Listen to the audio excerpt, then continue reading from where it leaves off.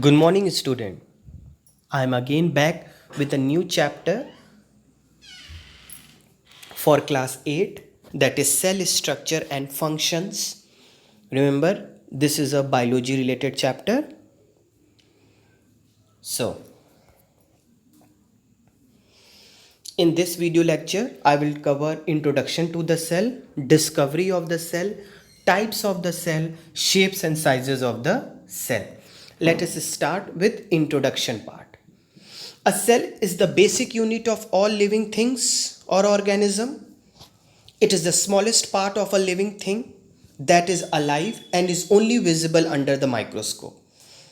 Combining these two, you can say that they are the building blocks of life. Or you can add a sentence to this, that cell is the structural and the functional unit of life. This is a very basic structure of a cell which comprises all the essential important things inside the cell. Now, moving forward, let us discuss how the discovery of cell happens. Cell was discovered by Robert Hooke in 1665. Students, actually what happened? Robert Hooke was examining the slide of a cork cell under the microscope. While examining, he saw a tiny pad-like structure which just resembled as a honeycomb structure. At that time, in Greek, a packed structure is termed as cell. So Robert Hooke coined that pack-like structure as a cell. You can see the structure of a cork cell which he was examining under the microscope. You can see only the outer compartment. Nothing was inside it. So you can also add to this that Robert Hooke discovered the cell, but he discovered dead cell. The cork slide which he was examining under the microscope was of plant known as Quercus plant. You can see the Quercus plant also. Now, Anton von Leeuwenhoek was a scientist who discovered cell but living cell in 1674. So keep in mind, student, if it is asked who discovered cell, like this you will write Robert Hooke. But if it is asked who discovered living cell, you will answer Anton von Leeuwenhoek. Robert Brown discovered nucleus in 1831. One more scientist, you have to learn that Robert Brown discovered nucleus in 1831. The most important part now here is cell theory and modern cell theory. The cell theory was given by Skalden and Swan, and the modern cell theory was given by Rudolf Virchow.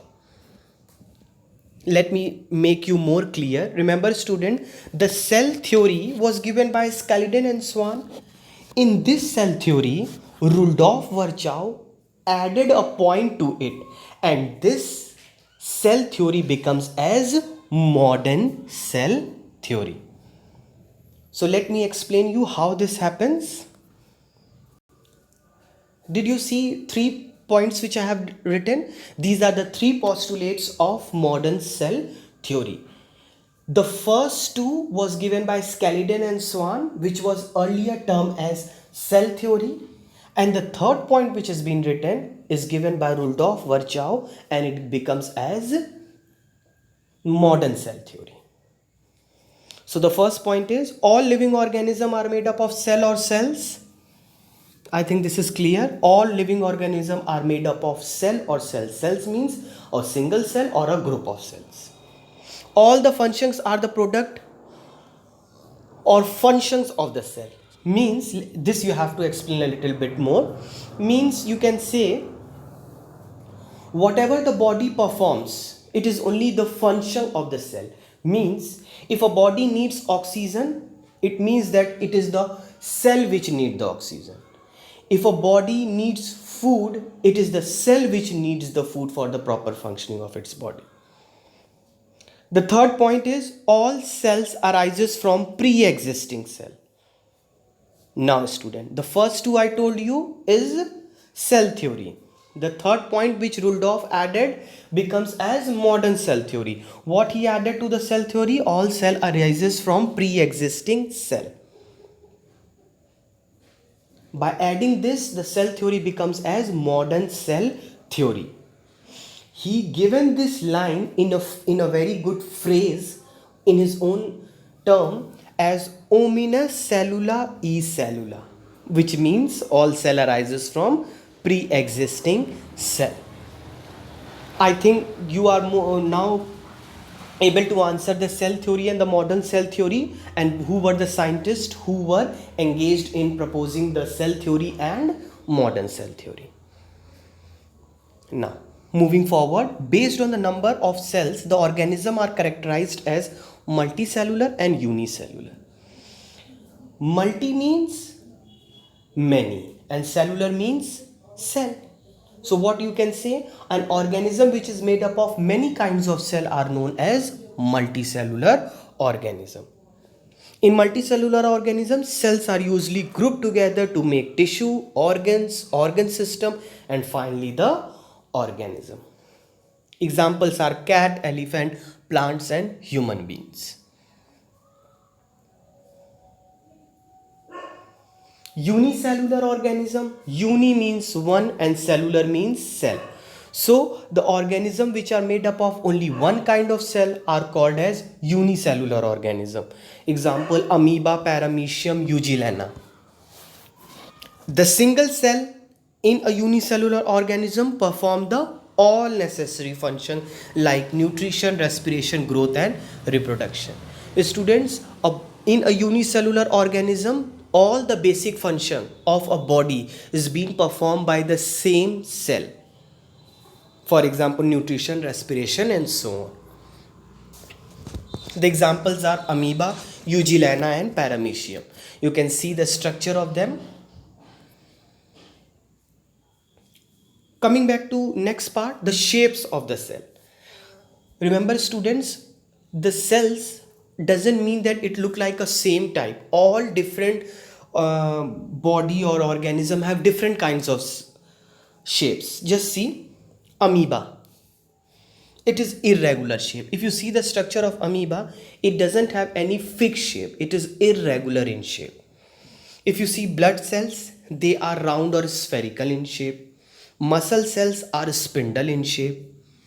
Nerve cells are long and branched structure. Guard cells which you see in the stomata, they are bean or kidney shape. Moving forward, just see the structure. All I have pasted 6 figure. You did all figure looks like same? No, all have different types of shape. Can you see student? Coming back to sizes of the cell. Cell size in living organism are measured in micrometer. If you have to measure the cell size, you have to measure in the unit called micrometer. Most cells ranges from 5 to 15 micrometer. The cells ranges from 5 to 15 micrometer. The longest cell is known as, the size is 117 to 130 mm, and which is an ostrich egg. The smallest cell is 0.1 to 0.5 mm, which is a bacterial cell. The smallest cell in the human body is RBC, that is red blood cell. And the largest cell in the human body is ovum.